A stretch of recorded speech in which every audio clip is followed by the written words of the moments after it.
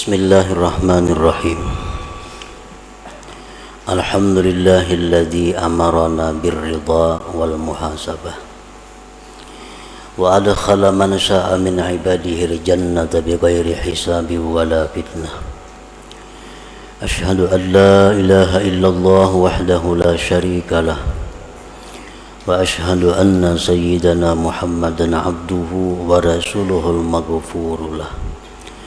Allahumma salli wa sallim ala sayyidina Muhammadin ar-ra'ufir rahim bil ummah wa ala alihi wa sahbihi wa dhurriyyatihi wa man salaka maslakah.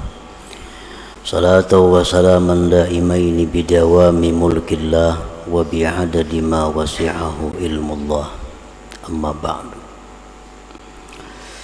Yang kita hormati dan kita cintai para habaib dan para alim ulama, guru-guru agama, para muhibbin, hadirin hadirat rahimakumullah.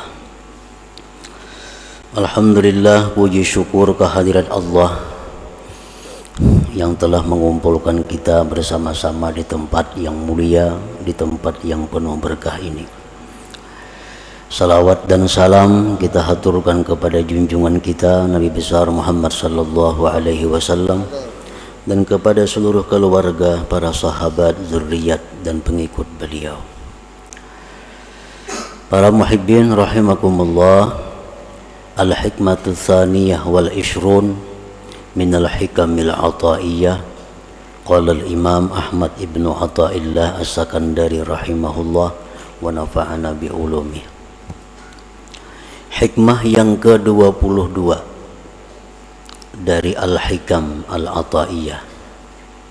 Berkata pengarang Al-Imam Ahmad bin Athaillah As-Sakandari rahimahullah, ma min nafasin tubdihi illa walahu qadarun fika yumdihi. Yang artinya, tidak ada daripada nafas, tidak ada daripada nafas yang kamu tampakkan, yang kamu zahirkan, yang kamu keluarkan, melainkan bagi nafas itu ada takdir pada engkau yang Allah lalukan. Nah, itulah arti daripada hikmah yang ke-22 ini. Yang maksudnya adalah inna anfasaka wa anfasa ghairik qad ammahal qadar. Sesungguhnya napas-napas engkau dan napas-napas selain engkau sungguh telah meliputi akan dia oleh takdir. Jadi seluruh napas-napas kita ini dan napas-napas orang lain itu semuanya tidak lepas dari takdir Allah. Walaupun satu napas, tidak ada yang keluar daripada takdir Allah.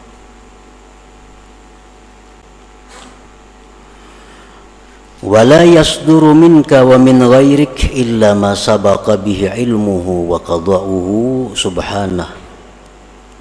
Dan tidaklah timbul napas engkau,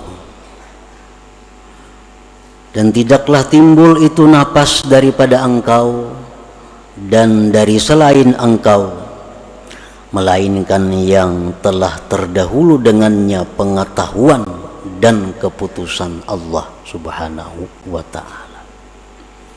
Artinya seluruh napas kita ini dan napas orang-orang lainnya itu sudah dahulu kala diketahui oleh Allah dan sudah dahulu kala ditentukan oleh Allah subhanahu wa ta'ala. Falazimaka an tarda bi qada'ihi wa qadarihi, maka wajiblah engkau bahwa ridha dengan keputusan Allah dan takdir Allah itu. Wajiblah engkau ridha dengan apa-apa yang ditentukan dan ditakdirkan oleh Allah. Wa haqiqatur ridha an la ta'tarida 'ala Allah subhanahu wa ta'ala, dan bermula hakikat ridha itu adalah bahwa engkau tidak mengiktirad, bahwa engkau tidak membahas, bahwa engkau tidak menentang apalagi marah atas Allah subhanahu wa ta'ala.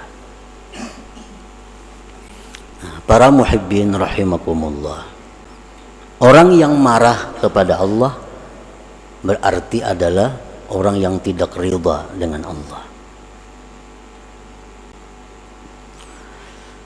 Bisakah manusia, bisakah kita ini marah kepada Allah?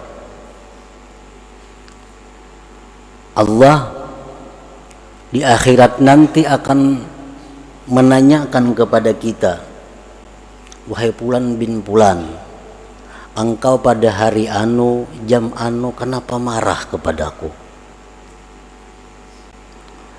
Wahai Fulan bin Fulan, engkau pada hari anu, tanggal anu, jam sekian, kenapa engkau mencela, mencaci makiku? Seorang hamba ini bertanya kepada Allah, wahai Tuhanku, aku tidak pernah marah kepadamu, aku tidak pernah mencaci makimu. Kata Allah, tidak, kau pernah marah kepadaku. Kapan kau marah kepadaku? Di waktu kau marah kepada hambaku.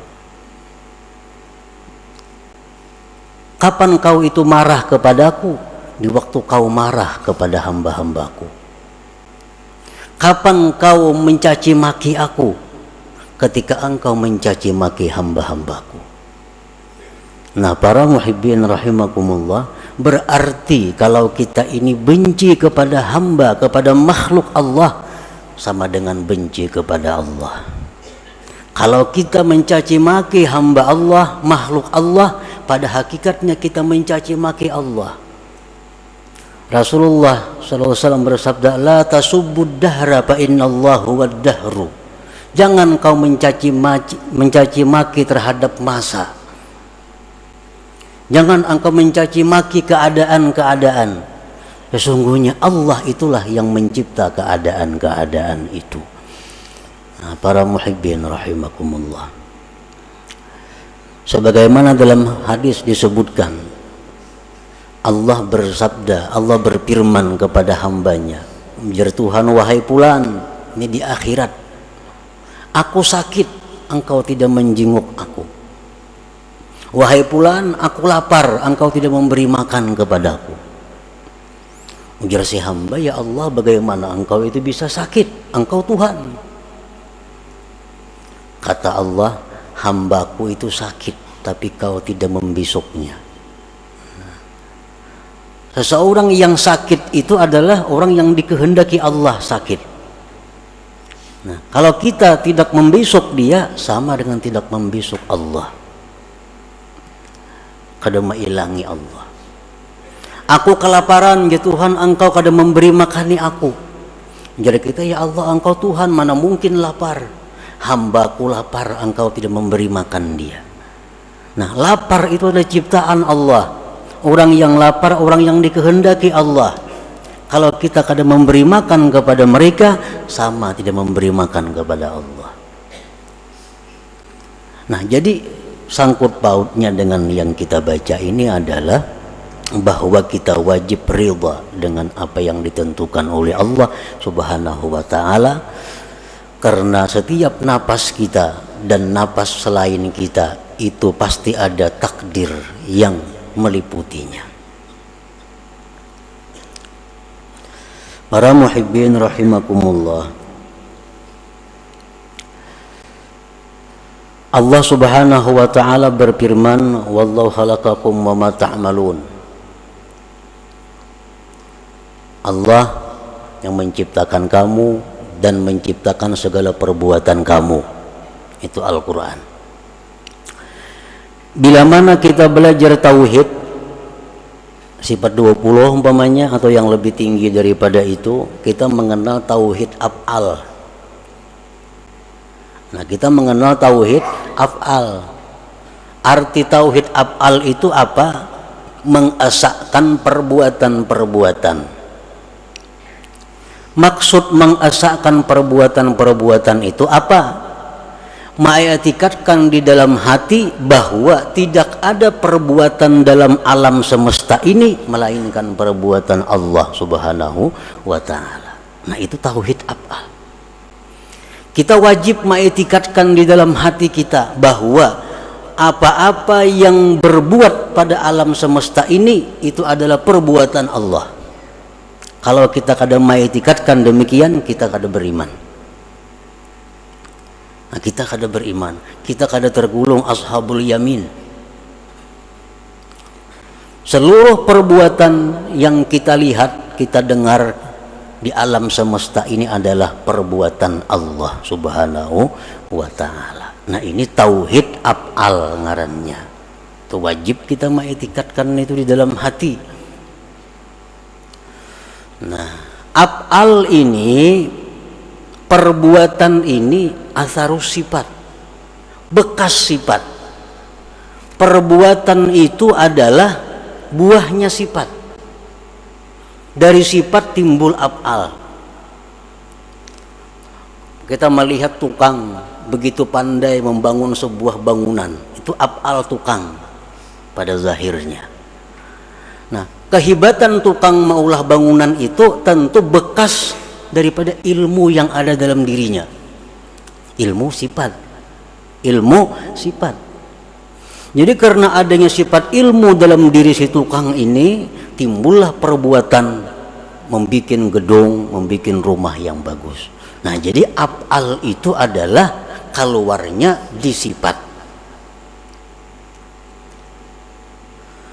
Nah, kita kembali bahwa seluruh perbuatan ini adalah perbuatan Allah.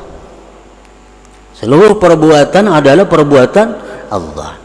Dan perbuatan Allah itu, fi'il Allah itu bekas dari sifat Allah. Bekas dari sifat Allah. Dan sifat Allah itu banyak. Sifat Allah banyak. Tetapi kesimpulan dari banyaknya sifat Allah itu dibagi dua. Ada sifat Allah yang dinamakan Al-Jamal, ada sifat Allah yang dinamakan Al-Jalal. Al-Jamal ini artinya keindahan, keelokan. Seperti apa sifat-sifat yang dalam kelompok Al-Jamal ini?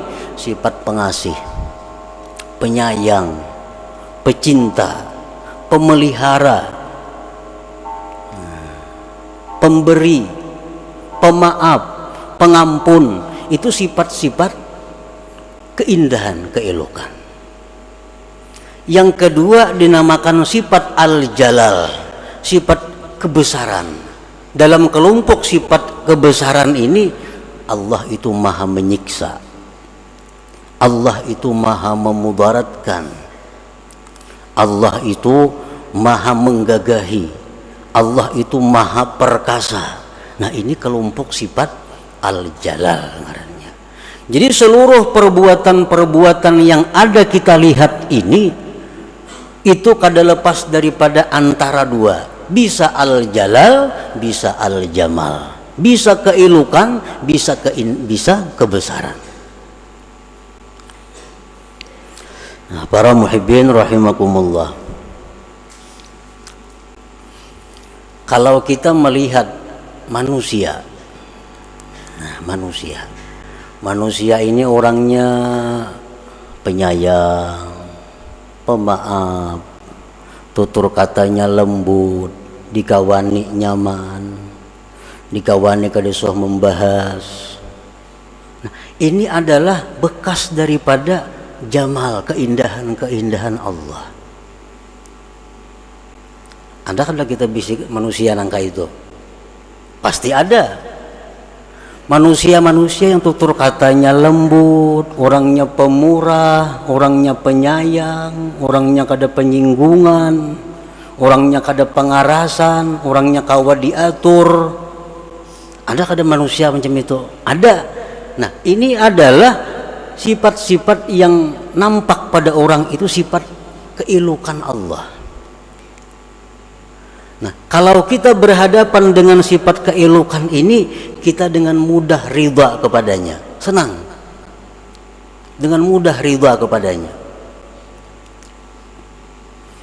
Tetapi kita kadang-kadang ada berhadapan dengan perbuatan-perbuatan makhluk Allah yang merupakan sumbernya dari jalal kebesaran Allah. Orangnya kasar, salah sedikit tersinggung, salah sedikit bisa kada memberi, salah sedikit bisa menghantam. Ada kada manusia macam itu? Ada. Kada kawat salah kalau amuk. Nah, ini adalah manusia-manusia yang merupakan perbuatannya itu dari sifat jalal kebesaran Allah. Nah, kita dituntut untuk juga ridha kepada orang seperti ini. Kita dituntut juga untuk ridha dengan orang seperti ini. Jangan hanya ridha kepada yang jamal tadi, nyaman itu. Tapi kita mesti juga ridha kepada yang jalal, karena kedua-duanya adalah sifat Allah Subhanahu wa ta'ala. Nah, di sini kita diuji tauhid af'al kita. Apakah kita tauhid af'al itu hanya sampai dalam kitab? Apakah tauhid af'al kita hanya sampai utak? Apakah sampai ke hati kita? Bisakah kita ridha kepada orang-orang yang kita berhadapan dengan orang-orang yang bersifat berkelakuan al-jalal? Tutur katanya kadang menyamani, padas. Kadang-kadang bisa memukul, kadang-kadang bisa menyindir, kadang-kadang pokoknya ngalih diatur manusia nih. Nah, ini pun adalah dari sifat Allah al-jalal. Nah, kadang-kadang kita marah kepada orang seperti itu. Kadang-kadang kita benci kepada orang seperti itu. Nah, di akhirat nanti Allah, kenapa kau benci kepadaku? Kenapa kau marah kepadaku? Nyir kita kan ada marah kepada engkau ya Allah. Ya Tuhan, tuh ada hambaku nang ceribit, kenapa engkau marah kepadanya? Ada hambaku nang keras, kenapa engkau marah kepadanya? Berarti kau marah kepadaku. Karena sama-sama dari sifat Allah Subhanahu wa ta'ala. Nah, inilah kita dituntut dengan ridha ini. Falazimaka antarda biqadaihi wa qadarihi wa hakikatur ridha an la ta'tarida 'ala Allah Subhanahu wa ta'ala. Anak, kadang-kadang anak kita ini macam-macam. Ada anak yang merupakan percikan daripada jamal Allah, atau katanya bagus, hormat lawan kuitannya, maasi apa nang dituduhi, memperhatikan lawan kita, sayang lawan kita. Nah, ini anak adalah percikan daripada keelukan keindahan Allah. Kita ridha dengan anak ini, nyaman ridha, nyaman senangnya. Tapi ada anak nang kada kudu diurus, nang kehendaknya, hendak kita kada jalan. Jadi kita A nya B. Jadi kita ke pasarnya kada mau. Jadi kita gawi ini, gawi ampunnya nang jadi. Nah, ini anak adalah percikan daripada jalal Allah. Apakah kita benci dengan anak ini, marah kepada anak ini, berarti kita marah kepada Allah Subhanahu wa ta'ala. Nah, disitulah kita dituntut ridha kepada Allah. Jadi ridha kepada Allah jangan separuh-separuh. Ini nang jamalnya aja nang ridha, tapi urusan nang jalalnya di situ kita benci dan murka kepada Allah Subhanahu wa ta'ala.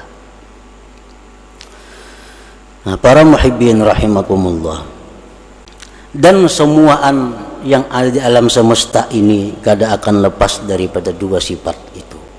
Apapun makanan. Nah, makanan ini kalau nang percikan daripada jamalnya Allah, dimakan nyaman, menyihatakan awak, rasanya nyaman, harganya murah. Ini jamal Allah, jamal Allah. Ada nang makanan bila kita makan batuk, Adanya bila kita makan ini meriap dingin. Ini makanan ini percikan daripada jalal Allah. Kada kau diurus makanan ini. Dan kadang-kadang kedua sifat itu ada pada diri kita. Ada pada diri kita.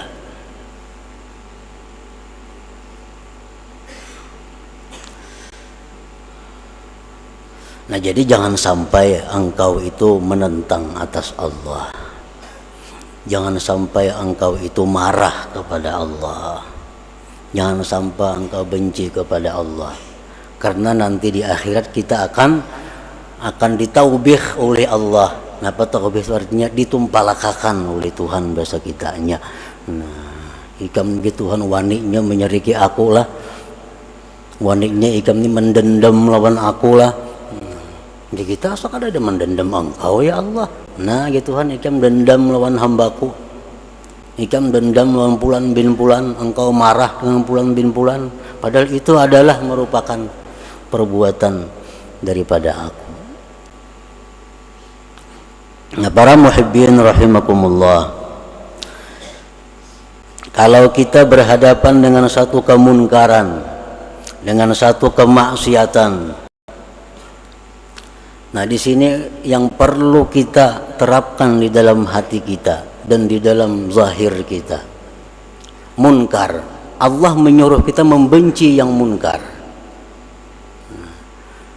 Di sisi lain Allah memerintahkan kita supaya ridha dengan apa yang terjadi. Nah, apabila kita melihat satu kemunkaran, ini mesti dua sesuatu yang berfungsi, syariat dan hakikat, kada boleh terlepas. Syariat kita benci kepada munkar, yang kita pandang adalah munkar itu ikhtiar dari Fulan bin Fulan.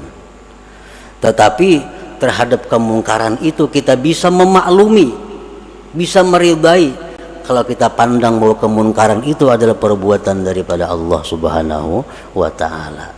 Jadi mesti kedua-duanya. Kalau kita marah kepada yang munkar, jangan marah ke hati-hati, apalagi dendam ke dalam hati, itu keliwatan. Kalau kita melihat yang munkar, jangan setuju, jangan tersenyum, itu pun salah.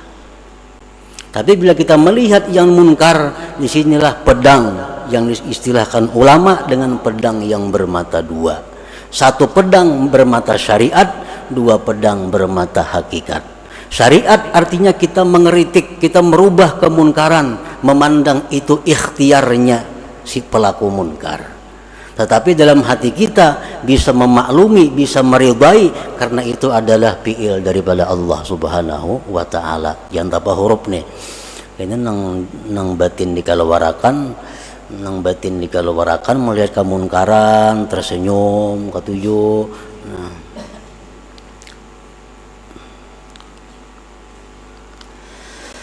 Nah, fa'ampasuka ma'dudatun wa mahsubatun fa idza intaha akhiru ampasika rahalta ila akhiratika wa tarakta ad-dunya wa zinataha wa ma ahbabta biha min malin wa jahin wa ahlin wa ghairiha. Maka bermula napas-napas kamu itu dihitung dan dihisap. Napas kita ini Allah ada hitungannya, berapa triliun kali kita bernapas sepanjang umur. Ada yang diberi jatah bernapas 1 miliar kali. Allah mampu menghitung napas seluruh makhluknya. Ada orang yang diberi jatah oleh Allah, engkau diberi jatah oleh Tuhan bahwa bernapas cuma 1000 kali, habis itu pasti mati. Ulahkan napas buatan, kadang kau dibuat-buat napasnya itu ulahan Allah. Napas engkau itu dihitung oleh Allah dan dihisap. Bila habis akhir napas engkau, berarti engkau pindah ke akhirat engkau, dan engkau tinggalkan dunia dan perhiasannya dan yang kau cintai pada dunia daripada harta, kedudukan, keluarga dan lain-lainnya. Wa idza kanatil anfasu ma'dudatan wa mahsubatan fama baluka bi af'alika wa aqwalika wa khatarati qalbik. Apabila napas kita itu dihisap oleh Allah, napas dihisap, Ikam ya Tuhan bernapas sekian kali sehari, kemana digunakan napas itu? Nah, bila napas itu dihisap, apalagi perbuatan kita, apalagi perkataan kita, dan apa-apa yang dibicarakan oleh hati kita. Qala ta'ala inna sam'a wal basara wal fu'ad wa kullu ulaika kana anhu mas'ula. Pendengaran, penglihatan, hati, seluruhnya itu akan ditanya oleh Allah Subhanahu wa ta'ala. Qala sallallahu alaihi wasallam ma min 'abdin yakhtu khatwatan illa su'ila anha ma arada biha. Tidak ada dari seorang hamba yang melangkah satu langkah, melainkan dia akan ditanya di akhirat nanti, langkah itu kemana, untuk apa. Kita ini bakunjang, belangkah, salangkah, itu ada catatannya di sisi Allah, dan akan ditanya, engkau pada hari anu jam anu melangkah untuk apa?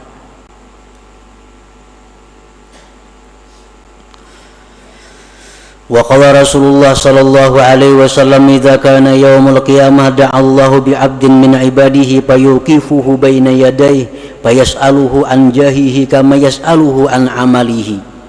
Apabila hari kiamat terjadi, Allah memanggil dengan seorang hambanya dari hamba-hambanya. Allah dirikan hambanya itu di hadapannya. Allah tanya hambanya itu tentang pangkatnya, sebagaimana Allah menanya daripada perbuatannya. Nang pangkat-pangkat itu ditanya Allah juga. Kamu pangkat apa? Jabatan apa? Di mana kamu dapat jabatan itu, dengan jalan apa? Kemana kamu menggunakan jabatan-jabatan itu? Ditanya oleh Allah. Menjadi pembakal, jadi camat, apalagi bupati, apalagi nang ke atasnya, bukan inting, itu akan ditanya dengan jalan apa engkau dapat jabatan itu. Nah, dan kemana menggunakan jabatan itu, ditanya oleh Allah. Dengan apa dapat jabatan itu? Kayak apa caranya minta jabatan? Imbah menjabat bang, kayak apa kelakuannya? Nah, pejabat-pejabat yang paling celaka itu adalah pejabat-pejabat yang mempersulit umat Nabi Muhammad sallallahu alaihi wasallam. Pejabat pembakalkah? Jangan mempersulit. Bila mempersulit, Nabi kita mendoakan sulitkan mereka di akhirat. Bah, kalau sudah Nabi mendoakan itu sudah kiamat. Nah, pejabat-pejabat itu ya Nabi, mudahkan atas umatku urusan mereka, jangan dipersulit. Kalau mempersulit, Allah akan menyulitkan kamu di akhirat. Kalau Allah menyulitkan di akhirat, pasti akan binasa. Orang mula KTP jangan tapi dipersulit. Maulah kartu keluarga, maulah apa, maulah mengirim proposal, jangan dipersulit, apalagi diintai duit. Kenapa? Bahayanya. Amunnya beriman, takutan itu. Cuma karena tipisnya iman, ya gawian nangka itu. Dikiranya Allah itu buta. Dikiranya Allah kada menghitung. Dikiranya Allah kada menghisap. Padahal Allah akan menghisap, menanya. Nabi kita mendoakan itu. Siapa-siapa yang mempermudah umatku, permudahkan ya Allah dia. Mudah. Tapi siapa yang mempersulit umatku, sulitkan urusannya. Ini orang maulah surat apa, dipersulit, mengkau dipersulit, persulitnya aja kayak apa, bulik-bulik 4-5 kali bulik. Supaya kada biris. Mestinya orang-orang diberi Allah jabatan itu, diberi amanah itu untuk mempermudah, mempernyaman umat Nabi Muhammad sallallahu alaihi wasallam. Mengatakan pembakal-pembakal, camat-camatnya, hendak selamatnya. Hendak selamat. Jangan menyulitkan. Jangan menyulitkan.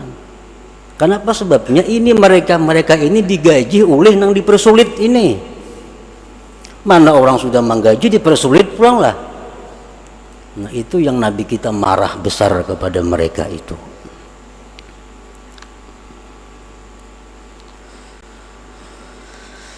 Qala Umar ibn Khattab radhiyallahu anhu, hasibu anfusakum qabla an tuhasabu wa zinuha qabla an tuzanu.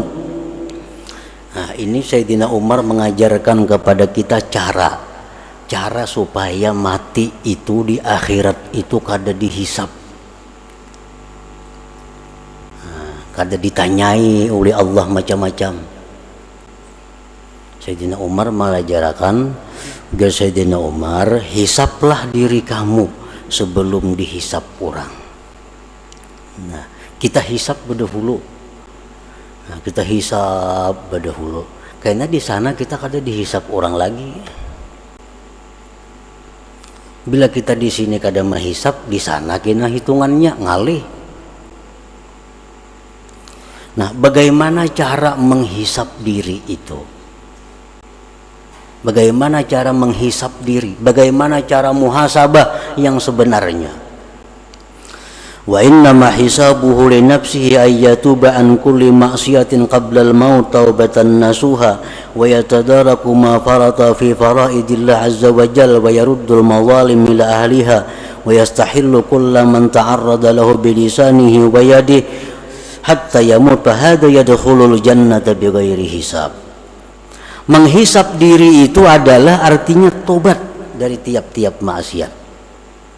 Tobat nasuha, jangan tobat bebulikan. Tobat nasuha, satu. Yang kedua, bayari hutang-hutang kepada Allah. Hutang puasa, hutang sembahyang, bayari hutang nazar. Kembalikan kezaliman-kezaliman kepada pemiliknya. Pernah memungut pungutan liar, bulikakan no ampunnya. Dalam dunia nyaman bulikakan, mau di akhirat ngalih. Bulikakan kepada ampunnya. Kita pernah mencuntan, bulikakan. Kada kau lagi membulikakan, minta halal. Orangnya sudah mati, minta halal kepada ahli warisnya. Ahli warisnya kada ada lagi, banyaki beramal ibadah, hadiahkan pahalanya lawan orang nang hartanya dicuntan itu. Hadiahkan, baca Fatihah ayat 4, hadiahkan pahalanya. Nah, ya Allah, ini hamba membaca Fatihah ayat 4, pahalanya beriakan ya Allah untuk orang-orang yang pernah hamba ambil hartanya, orang yang pernah hamba gibah pribadinya dan sebagainya. Itu jalan terakhir. Nah, bila kita bisa melakukan itu, mati kita yadkhulul jannata bighairi hisab, maka masuklah surga tanpa dihisap lagi. Nah, ini amalan masuk surga nang tanpa hisap nang sebenarnya itu. Kalau ada amalan-amalan siapa membaca ini masuk surga bighairi hisab, itu hanya penunjang. Siapa sembahyang tengah malam masuk surga tanpa hisap, itu hanya penunjang. Tapi intinya adalah ini, tobat dari maksiat, bayari hutang kepada Allah, bulikakan harta-harta orang yang ada pada diri kita, pada kekuasaan kita, bulikakan, dan minta halal kepada orang-orang yang kita sakiti, yang kita aniaya. Pertahankan sampai mati, mati kita ngarannya husnul khatimah, masuk surganya bighairi hisab. Itu yang dimaksud daripada hikmah yang ke-22 daripada Al-Hikam Al-Ataiyah ini. Nah, selanjutnya yang ke-23 ila hadratin Nabi sallallahu alaihi wasallam. Al-Fatihah. Astagfirullah dinas siratal mustaqim siratal ladzina an'amta alaihim ghairil maghdubi alaihim. Ya Allah biha ya Allah biha Allah bihusnil khatimah ya Allah biha ya Allah biha Allah bihusnil khatimah ya Allah biha ya Allah biha ya Allah bihusnil khatimah wa ya ayyuhar rajul minhu syafa'atan sallu alaihi wa sallimu taslima Allahumma salli wa sallim